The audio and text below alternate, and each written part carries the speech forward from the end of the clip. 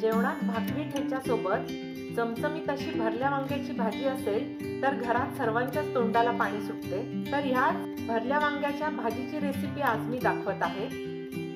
Varsha house of foods मध्ये आपलं स्वागत आहे। चला तर मग सुरू करूया या भाजीची कृती। भरल्या वांग्याची भाजी करण्यासाठी इथे मी 7-8 लसणाच्या पाकळ्या, 2-3 चमचे सुक्या खोबऱ्याचे पातळ काप करून घेतलेले आहेत, पाव वाटी भाजलेले शेंगदाणे आणि थोडीशी कोथिंबीर घेतली आहे। हे सर्व मिक्सर मध्ये वाटून घेऊया।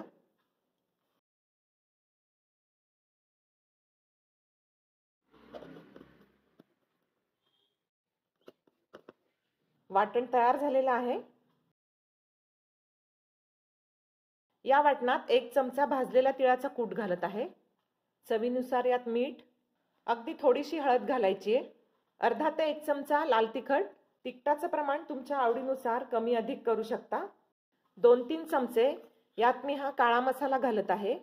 या काळ्या मसाल्याची रेसिपी माझ्या चॅनलवर मी शेअर केलेली आहे। डिस्क्रिप्शन बॉक्स मध्ये त्याची लिंक दिलेली आहे। थोडंसं याच्या मध्ये असं खोलगट करून यामध्ये 1 चमचा तेल घालूया। तुमच्या घरी जर काळा मसाला नसेल तर तुमच्या घरात जो वापरता तो कुठलाही मसाला घातला तरी चालेल। आणि मसाला जर कुठलाच घरात अवेलेबल नसेल तर तुम्ही यात धने जिऱ्याची पूड सुद्धा घालू शकता।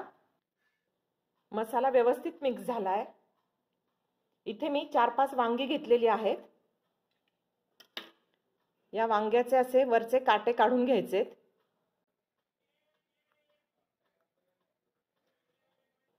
मागचं देठ पण काढून घ्यायचंय आणि अशी वांग्याला मधोमध चिरा द्यायच्यात, एक उभी आणि एक आडवी, आणि एकदा मधून चेक करायचे कारण वांगी आतून बरेचदा किडकी असतात। इथे मी एक कांदा चिरून घेतलेला आहे। यापैकी अर्धा कांदा आपण या मसाल्यात घालूया आणि अर्धा कांदा फोडणीत घालणार आहोत।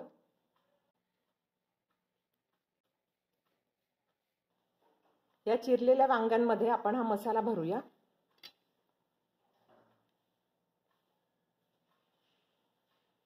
छान दाबून दाबून हा सगळा मसाला भरायचा आहे।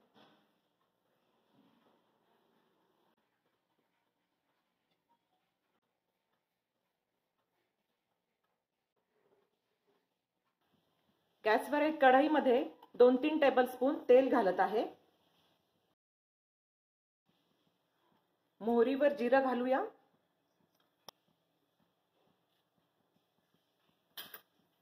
मोहरी जिरं छान फुटल्यानंतर कांदा, हा खमंग परतलेला कांदा भाजीत खूपच छान लागतो। ही भरलेली वांगी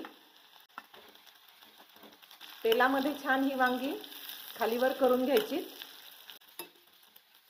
आता एक 2-3 मिनिटं तेलावरच ही वांगी आपल्याला छान वाफवून घ्यायची। यावर एक मी ताटली ठेवत आहे। गॅसची फ्लेम बारीक आहे।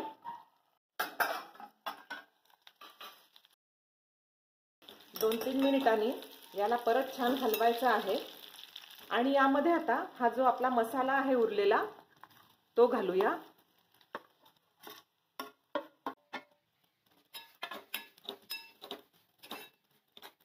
हे वांगे असे आपण तेलावर वाफवून घेतल्यामुळे लवकर शिजतात।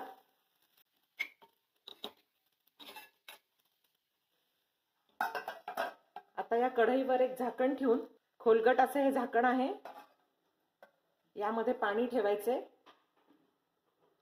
आणि अजून 2-3 मिनिटं ही वांगी छान या मसाला बरोबर परतून घ्यायची आहे। आणि नंतर त्यामध्ये आपण हे जे प्लेट मधलं गरम पाणी आहे ते या भाजीमध्ये घालायचे। हे असं झाकणात पाणी ठेवल्यामुळे आज जो आपला मसाला आहे तो करपणार पण नाही। 2-3 मिनिटांनंतर झाकण काढून सगळं असं पुन्हा छान ही भाजी जरा हलवून घेऊया आणि हे गरम पाणी या भाजीवर घालून घेऊ।